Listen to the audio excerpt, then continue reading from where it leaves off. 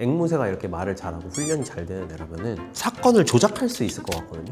좀 시간이 지난 상황에서 쏘지 마라는 말을 학습시켰을 가능성도 있잖아요. 우리나라에서도 과연 이런 앵무새가 범인의 목소리를 기억해서 자꾸 반복해서 얘기하는 걸 증거로 삼을 수 있느냐. 일단 결론은 이건 너무 명확하게 내릴 수 있을 것 같아요. 미국에서 앵무새의 말이 증언으로 채택이 돼서 종신형이 선고된 사례.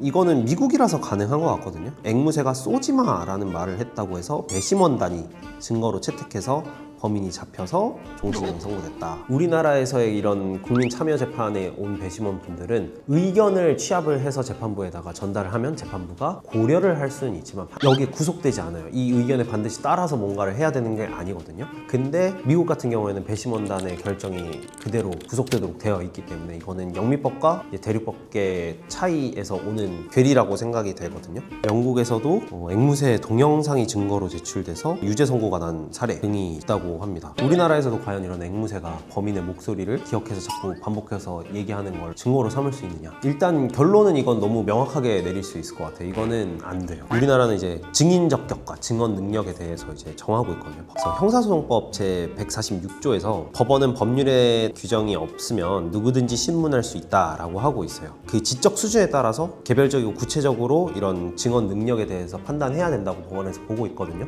그러면은 누구든지 신문할 수 있다. 여기서 누구는 사람을 당연히 지칭을 하는 거겠죠. 앵무새는 사람이 아니에요. 당연히 증인 적격도 없고 얘가 하는 거는 증언으로서의 능력도 인정될 수 없는 거죠. 그래서 우리나라에서는 앵무새의 말이 증거로 활용될 수 없다가 저의 생각이고, 다만 참고를 할 수는 있겠다라는 생각은 사실 드는데 얘가 원래 사람의 말을 굉장히 잘 따라하는 애라는 거에 대해 확인이 된 거고, 살려줘요 헬프미를 얘가 할 이유가 없는데 막 계속해서 헬프미 하고 있었다 라고 하면은 다른 직접적인 증거들을 봤을 때 앵무새의 말까지 더해서 확증을 재판부에서 가질 수는 있을 것 같은데 이걸 증거로 채택할지는 미지수고, 제한적으로도 활용을 하지 않지 않을까. 앵무새가 이렇게 말을 잘하고 훈련이 잘 되는 애라면은 사건을 조작할 수 있을 것 같거든요.